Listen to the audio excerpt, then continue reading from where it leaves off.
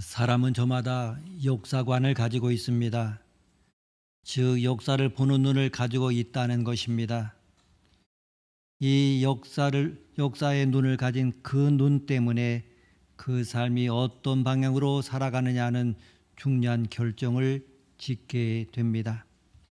성경에도 두 가지 역사관을 소개하고 있습니다. 하나는 사람을 보고 그 시대를 보고 그리고 또한 열광과 자국과의 관계를 보고 역사를 이해하며 이러한 정황에서 하나님께서는 어떻게 우리를 사랑해 주시고 구원해 주셔야 되겠다고 하는 자신이 원하는 바를 하나님께 기도하는 이러한 사관이 있습니다. 일찍이 이스라엘 백성들이 블레셋과의 전쟁에서 늘 패배했고 또한 많은 열국으로부터 피해를 보았습니다. 그 원인을 그들은 자기에게는 왕이 없다고 이렇게 생각을 했습니다. 그래서 사울왕 당시에 이스라엘 백성들은 왕을 세워주옵소서라고 하나님께 기도를 드렸던 것입니다. 또 하나의 사관이 있습니다. 오늘 본문의 이스라엘 사관이 잘 드러나 있습니다. 상황을 보지 않고 그리고 그 정황을 보지 않고 또한 열방과의 관계를 보는 것보다도 역사를 주관하신 하나님을 보는 것입니다. 하나님을 통하여 역사를 보고 하나님을 통하여 현실을 보고 하나님을 통하여 자기를 보는 것입니다. 이사야의 사관은 하나님의 언약 중심 사관으로 보아야 할 것입니다. 우리가 때로 주위에서 누가 점을 치러 간다고 하거나 바위나 부투에 빌러 간다고 하면 참으로 안타까운 생각이 듭니다. 점쟁이가 능력이 있는 것도 아니고 돌이나 부초가 살아있는 것도 아닌데 왜 저렇게 쓸데없는 짓을 하고 다니는가라고 생각하게 됩니다. 그러나 본인들의 이야기는 그것이 아닙니다. 그렇게 해서 영험을 본 사람이 있다고 하는 것입니다. 부초에게 비로소 소원을 성취한 사람이 있고 성공한 사람이 있다고 하는 것입니다. 무엇보다도 가만히 앉아서 죽기를 기다린 것보다는 이렇게 하면 마음의 위안이 된다고 하는 것입니다. 이사야 당시에 보게 되면 많은 사람들이 점을 치고 우상에 가서 빌었습니다. 짧은 기간으로 보게 되면 우상이 자신들을 돕는 것 같았습니다. 그러나 바벨론에게 망하는 것을 지켜주지는 못했습니다. 가장 중요한 것은 바로 이것입니다. 예루살렘이 바벨론에 망하느냐 망하지 않느냐 하는 것은 점이나 우상을 통하여 알아내지 못했습니다. 그러하기에 점을 믿었던 사람들은 다 망하는 것입니다. 그리고 점으로 알아낼 수 없었던 것이 하나 더 있습니다. 그것은 파사왕 고레스가 바벨론을 짓밟고 이스라엘 백성들을 다시 예루살렘으로 돌아오게 한다는 그러한 사실입니다. 지금 이스라엘은 북왕국과 남왕국으로 나뉘어서 서로 다투고 있습니다. 아수르는 잔혹무도한 방법으로 유다를 침공하다가 혹은 북이스라엘을 침공을 합니다. 이 나라의 지도자들은 어떤 나라와 관계를 가져야 우리의 안보가 이루어질 것인가 급급하고 있습니다. 그 당시의 선지자를 보게 되면 하나님의 계시는 무시하고 항상 긍정적이고 적극적이고 또한 낙천주의에 듣기에 좋은 말만 외치고 있습니다. 지금 바벨론은 잘하고 있고 준비된 파사 역시 잉태되고 있는 그 상황에 풍전등화 같은 현실 앞에서 이사야는 하나님의 빛을 바라보고 있습니다. 하나님의 임재는 시내산 아래 이스라엘 백성이 모였을 때 모세는 산 꼭대기에 올라갔고 그리고 40주야를 금식하고 있을 때에 하나님이 임재하셨는데 하나님이 임재하자 시커먼 구름이 온 천지를 덮고 있습니다. 그리고 그 검은 구름 뒤에 하나님의 빛이 비추고 있었던 것을 성경은 묘사하고 있습니다. 하나님은 자기 구원의 역사 드라마를 준비하고 있습니다. 우리가 때로 영국을 구경하러 가보게 되면 먼저 막이 검게 쳐져 있고 불도 희미하게 비추는데 간간에 들려오는 발자국 소리 그리고 망치 소리, 삐걱거리는 소리, 말소리들이 들려오게 됩니다.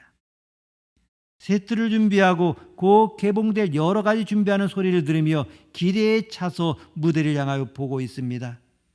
지금 우리의 현실이라고 하는 것, 때로는 이 나라의 현실, 때로는 개인의 현실 바라보게 되면 어떠합니까?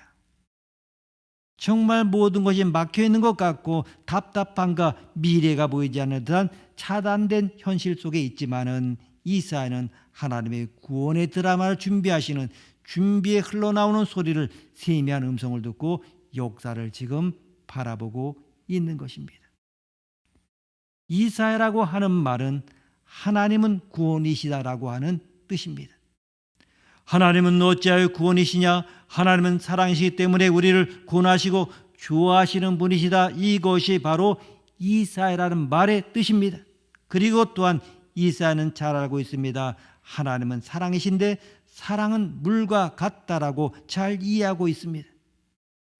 여러분, 물이라고 하는 것이 높은 데서 낮은 곳으로 흘러가게 되어 있습니다. 물론 최종적 목표가 무엇입니까? 수평을 유지하는 데 목표를 두고 있습니다. 용기의 모양이나 용기의 색깔이나 용기의 재질에 상관없이 물은 수평을 이루고 맙니다. 그러기 때문에 하나님께서는 낮고 천하고 쓸모없고 버림받은 어둠 속에 버려진 존재, 그 모든 인간 바로 그들과 평등하시기를 하나님은 원하고 있습니다. 우리는 그 사랑의 흐름의 흔적을 신약 성경에서 많이 보았습니다. 오늘날 예수님께서 길을 걸어가시는데 한 나이 든 사나이가 뽕나무 위에 올라가 있습니다. 예수님께서 그를 부르시며 내려오라고 하셨습니다. 그리고 그를 앞세워서 그의 집에 가서 머무셨습니다. 예수님 말씀하십니다. 이 집에 구원이 이르렀느니라. 사람들은 수군거리기 시작합니다. 예수가 선지자라면 저 사람이 누군지 잘 알 텐데 그는 세리인데 세리는 동족의 혈세를 뽑아서 자기를 수탈하고 압제하는 로마에게 갖다 바치고 그 과정에서 자기의 뜻대로 자기 배를 불리는 세금을 부과하는 사람이 세리인데 어찌하여 저들과 함께 하시는가? 세리 자신도 자기가 얼마나 큰 죄인인지 잘 알고 있습니다. 하나님께 나가면 앞자리에 갈 수가 없어서 맨 뒷길에서 무릎을 꿇고 하나님을 쳐다볼 수가 없습니다. 죄인으로소이다, 죄인입니다라고 하나님 앞에 눈물과 비통한 회개를 하는 사람 세리, 자타가 공인하는 죄인인데 하나님은 거기에 머무셨던 것입니다. 뿐만 아니라 18년 동안 귀신 들려서 인격이 다 파괴되고 몸까지 완전히 망가져 허리가 꼬부라진 한 여인에게 예수님은 찾아가셔서 그 위에 손을 대시고 안수해 주셨습니다. 그리고 아브라함의 딸이라 이렇게 말씀하십니다. 누가 보아도 저 사람은 버려진 사람이요 쓸모없는 사람이고 구원의 대상에서 제외시켜야 할 사람인데 예수님은 그와 함께 하시고 그를 만지셨다고 하는 것입니다. 하나님은 거기에 임재하셨다고 하는 뜻입니다. 여러분, 막달라 마리아 잘 아실 것입니다. 7 귀신 들렸던 사람, 그래서 막달라 마리아는 사랑을 해본 일이 없습니다. 귀신에 의하여 숱한 불륜을 저질러서 사랑을 한 번도 해본 일이 없습니다. 이 사람이 가장 불행한 그러한 여인이 아닙니까? 이 막달라 마리아, 정말 인간 중에도 못쏘는 인간인데 성경을 보게 되면 12 제자 외에 예수님이 가장 자주 만난 사람이 막달라 마리아입니다. 예수님과 가장 친근하게 지낸 사람이 막달라 마리아입니다. 그래야 하나님은 사랑하는 자와 함께 수평을 이루시기를 원하시는 것입니다. 유명한 신학자 하비콕스는 세속도시라고 하는 책을 썼는데 그 책 안에서 주장하기를 하나님이라고 하는 글은 명사로 보아서는 안 된다. 하나님이란 이름은 동사로 보아야 한다.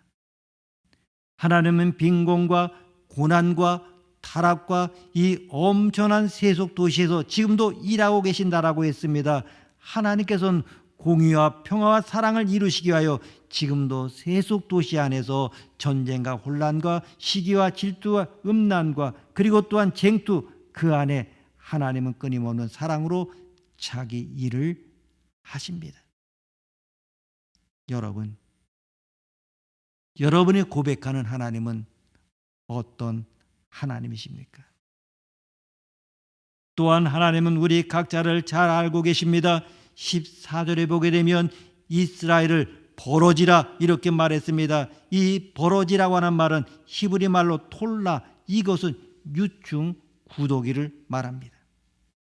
하나님은 우리를 잘 아십니다. 버러지, 이 땅 속에서 흙 속에서만 뒹구는, 지저분하게 뒹구는 버러지, 어쩌다가 지상으로 올라오게 되면 사람의 무의식적인 발걸음에 밟혀서 죽을 수밖에 없는 천박스러운 존재.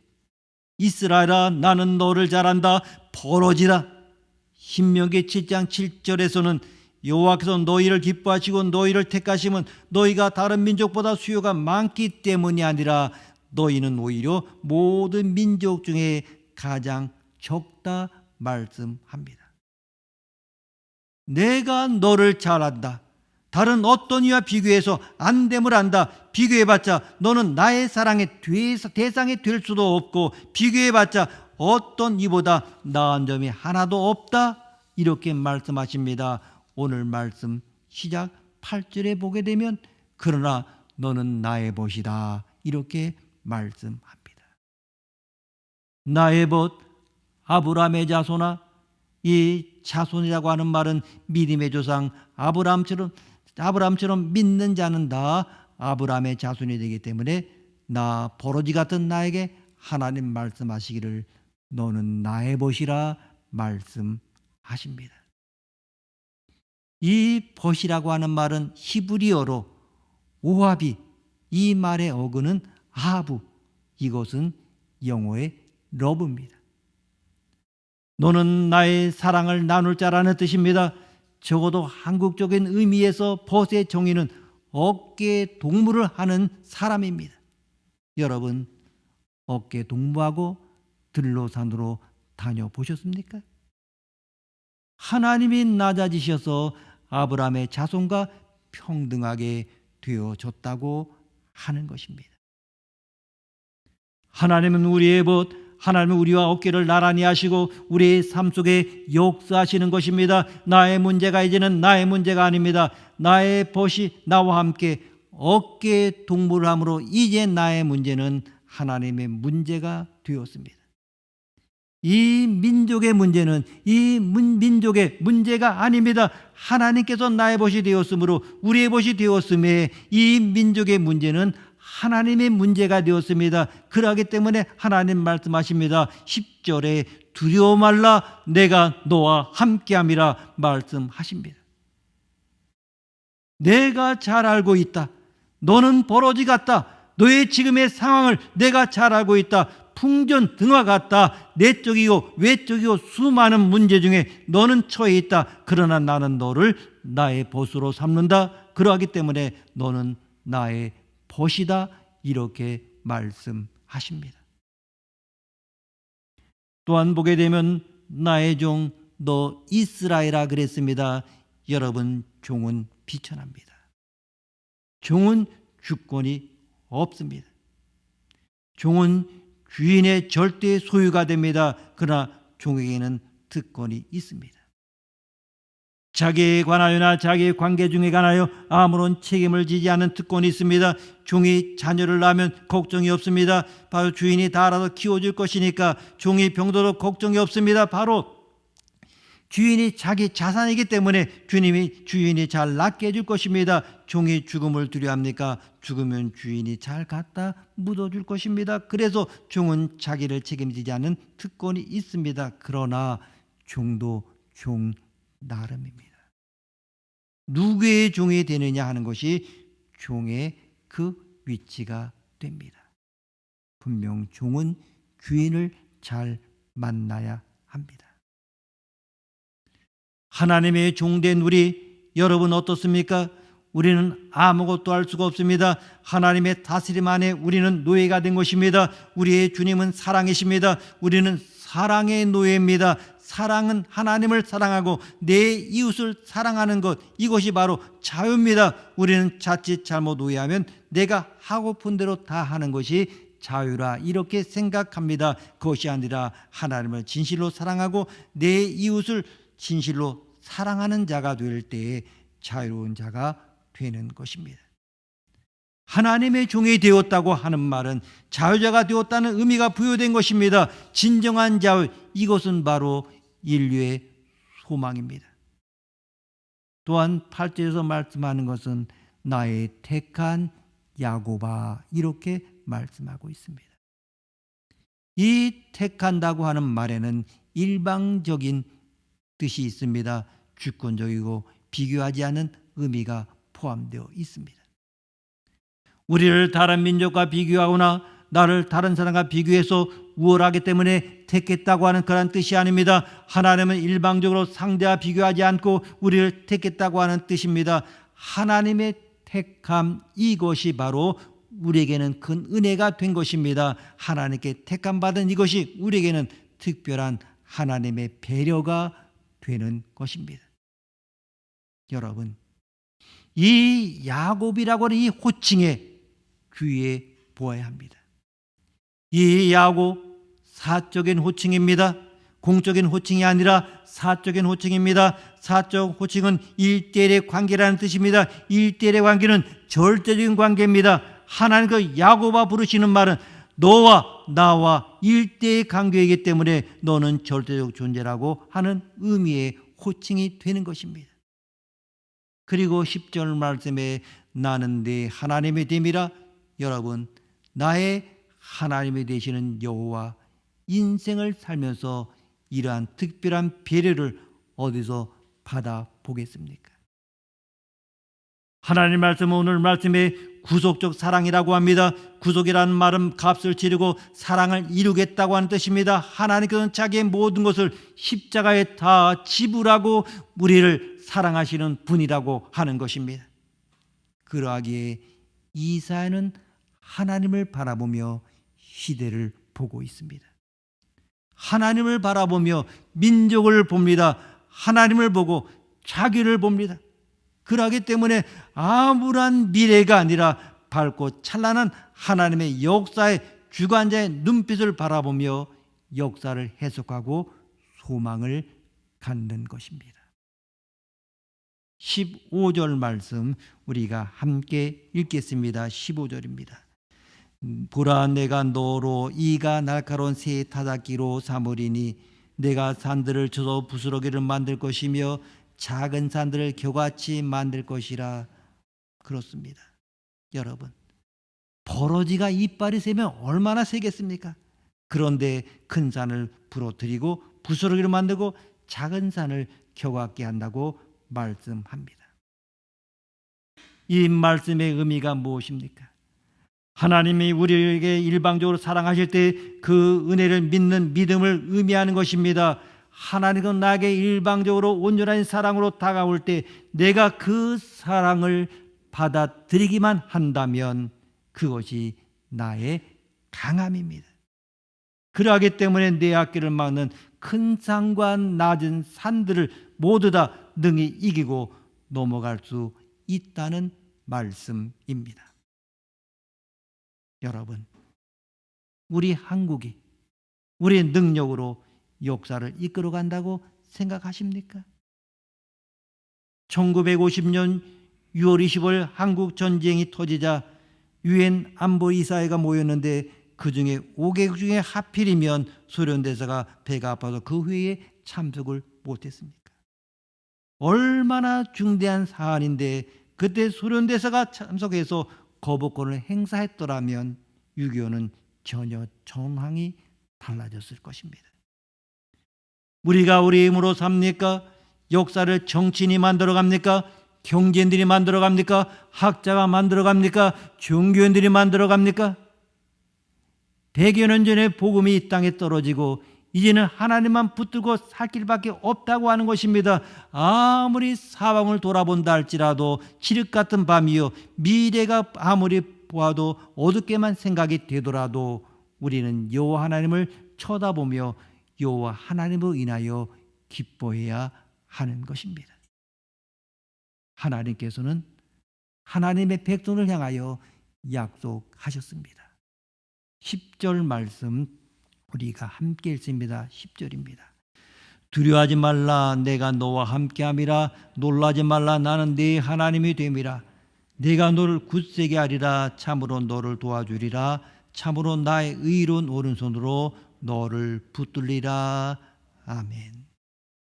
정말 하나님께서 이 나라의 손을, 이 민족의 손을, 여러분과 저의 손을 붙들어 주실 것입니다.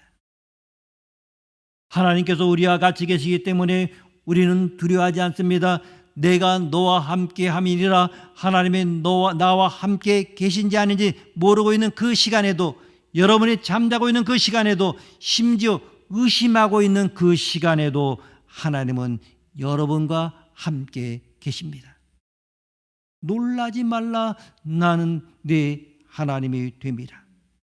하나님이 자기 하나님을 알고 사는 사람은 두려워하거나 분노하거나 걱정 의심하지 않습니다. 왜 우리는 두려워하지 않아야 됩니까? 우리는 하나님의 은혜로 선택받은 백성이기 때문입니다. 여러분과 저는 하나님의 선택받은 사람들입니다. 하나님께서 우리 인생을 주관하시고 이 나라와 이 백성과 이 민족을 주관하십니다. 우리는 이 하나님을 믿습니다. 하나님께서 우리를 선택하셔서 우상을 섬기던 백성을 하나님을 섬기는 백성으로 만드셨습니다. 우리는 위대한 하나님, 능력의 하나님, 사랑의 하나님을 섬기고 건강한 마음과 건전한 생각의 영을 받습니다. 그분의 선택받은 이 나라, 이 백성임을 다시 한번 확인할 때 하나님께서 우리 마음속에 모든 두려움을 제거해 주실 것입니다. 두려움은 상황을 과장할 뿐 문제 해결하는 데는 전혀 도움이 되지 않습니다. 100여 년 전에 이승만 박사가 젊은 시절에 쓴 책이 있습니다. 한국에 기독교가 들어온 지 30년밖에 되지 않은 때입니다. 한국교회 핍박이라는 책에서 이 대통령은 한국은 하나님의 선택을 받은 특별한 민족이라고 했습니다. 그 당시 한국교회를 방문한 외국 사람들까지도 한국은 제사장의 나라, 조선, 즉 선택받은 조선이라고 불렀습니다. 하나님께서는 우리 백성을 사랑하십니다.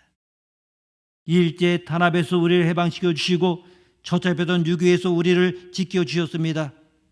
가난한 나라를 세계 GDP 순위 9위 국가로 만드셨습니다. 아시아에서 가장 강력한 교회를 주시고 세계에서 두 번째 선교 국가로 만드셨습니다. 하나님께서 여러분 한 분 한 분의 아버지신 것을 느끼시기를 바랍니다. 그런 사람은 예수님처럼 폭풍 속에서도 평안하게 잠을 잘 수가 있습니다. 우상을 숭배하던 우리가 돌아서 하나님 믿고 그분을 경외하며 살고 있습니다. 재앙을 두려워하지 않고 하나님을 두려워하며 사는 민족이 되었습니다. 두려움의 영이 아닌 사랑의 영을 받았습니다. 어떤 일이나 상황이 사실이든 아니든 여러분을 두렵게 만든다고 하면 그것은 믿음이 아닙니다. 하나님의 영이 아닙니다. 어둠의 영을 쫓아내야 합니다.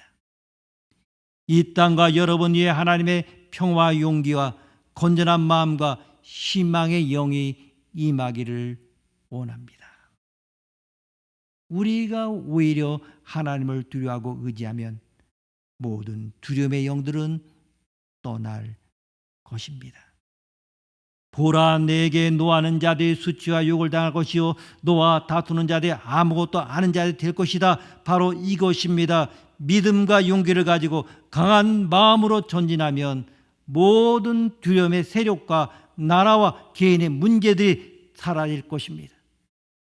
믿음으로 일어나야 합니다. 두려움은 승리하지 못합니다. 사랑만이 승리합니다. 하나님을 사랑합시다. 나라를 사랑합시다. 교회를 사랑합시다. 사랑보다 더 강력한 치료제는 없습니다. 사랑은 모든 두려움을 이깁니다. 하나님께서 우리를 도와주실 것이기 때문에 우리는 두려워하지 않습니다. 13절 말씀 함께 읽습니다. 13절입니다. 이는 나 여호와 너의 하나님이 내 오른손을 붙들고 내게 이르기를 두려워하지 말라 내가 너를 도우리라 할 것임이니라. 아멘. 하나님의 말씀입니다. 오늘 아침 이 하나님의 음성을 온 백성이 듣고 두려움에서 해방되기를 원합니다. 하나님은 도와주실 것을 약속하셨습니다. 오른손으로 붙들어 주신다고 약속하셨습니다. 하나님의 약속은 영원합니다. 확실합니다. 두려움은 성령이 아닙니다. 두려움은 악령입니다. 악령을 물리치고 성령으로 언제나 강하고 담대하게 되기를 원합니다. 지금 주님을 의지하고 있습니까? 버러지 같은 현재 자기 모습을 미워하지 마시기 바랍니다. 주님이 두려워하지 말라고 말씀하십니다. 내가 너를 도울 것이라. 내 구속자는 이스라엘의 거룩한 자라 말씀하십니다. 옛날에 다니엘도 두려움에 벌벌 떨며 죽은 사람처럼 되었다라고 했습니다. 너무 떨어져 얼굴이 창백해져서 죽은 자처럼 쓰러졌다고 했습니다. 그런데 그 순간에 다니엘아 두려워하지 말라 내게 평화가 있을지어다 강하고 담대하라 이렇게 하나님 말씀 들었습니다. 듣는 순간 다니엘은 내가 강하게 되었다 말했습니다. 이스라엘의 거룩한 자는 절대 실현하지 않으십니다. 절대로 우리를 기만하지 않으십니다. 또 우리를 속이시지 않는 하나님이십니다. 반드시 우리를 건져내실 것이며 아름답게 축복하실 것입니다. 오늘 아침 주님이 여러분을 향하여 말씀하십니다. 두려워하지 말라 내가 너와 함께함이라. 놀라지 말라 나는 네 하나님이 됨이라. 내가 너를 굳세게 하리라. 참으로 너를 도와주리라. 참으로 나의 의로운 오른손으로 너를 붙들리라. 아멘. 이 음성이 하나님의 음성인 줄 알고 여러분의 가슴 속에 힘과 용기와 희망과 사랑이 넘쳐나기를 원합니다. 기도하시겠습니다. 사랑과 은혜와 자비가 풍성하신 하나님 아버지, 우리로 두려워하지 않게 하옵소서. 우리에게 믿음과 사랑과 평화를 주시고 불안과 두려움과 분노에서 자유롭게 하시고 창의력과 생명력이 솟아나게 하옵소서. 하나님의 평화가 우리 마음과 생각을 지켜주시기를 원합니다.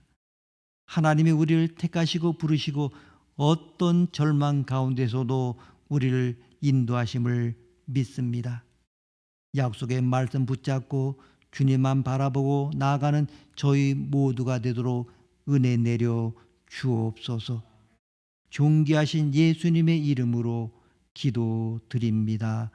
아멘.